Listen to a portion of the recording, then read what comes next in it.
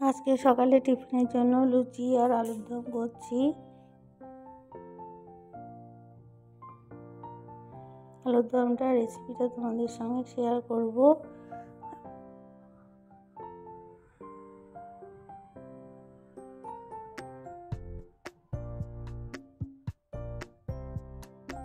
কী কী উপকরণ দিয়ে করছি সব তোমাদের সঙ্গে শেয়ার করব। প্রথমে আলুটাকে একটু ভাপিয়ে নিয়েছি। মিক্সির বাটিতে পেঁয়াজ, টমেটো, রসুন, আদা, কাঁচা লঙ্কা, শুকনো লঙ্কা ছোটো ছোটো করে কেটে নিয়েছি। রসুন দিয়ে একসঙ্গে এবার ওটাকে সবগুলো মিলিয়ে পেস্ট তৈরি হয়ে গেল।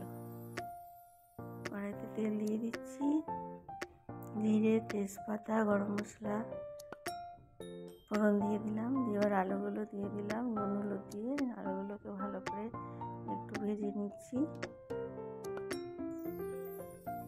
যে মিক্সিতে যে পেস্টটা তৈরি করেছিলাম সেই পেস্টটাকে দিয়ে দিচ্ছি,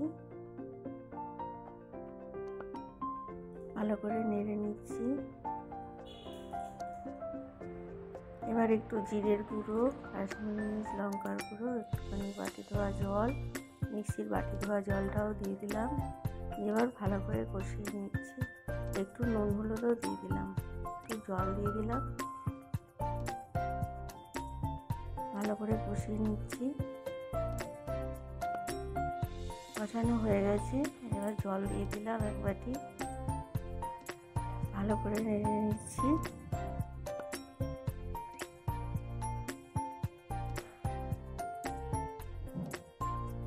একটু চিনি দিয়ে দিলাম, একটু ঘি, 1 চামচ মতন,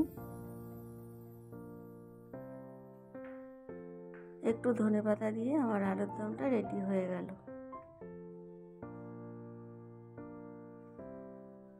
একটু গরম মশলা বাটাও দিয়ে দিলাম ওর মধ্যে। এবার লুচি হবে। লুচির জন্য ময়দা মাখিয়ে গোল্লা করে নিয়েছি লেচি থেকে একটা একটা করে এবার বেলে ভাজা হবে। কড়াইয়ে তেল গরম হয়ে গেছে, কড়াইয়ের মধ্যে একটা একটা করে লুচি দিচ্ছি আর ভাজছি। দেখো কি সুন্দর ফুলে উঠেছে।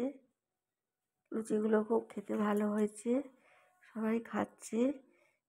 সবাইকে এদিক দিয়ে খেতেও দিয়ে দিচ্ছি লুচি আর আলুর দম।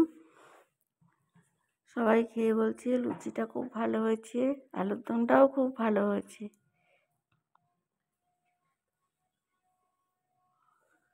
সবাই এক এক করে এদিক দিয়ে খেয়ে নিচ্ছে আর আমরা এদিক দিয়ে ভাজছি। এক থালা লুচি তৈরি হয়ে গেল। হলো না খুব সুন্দর?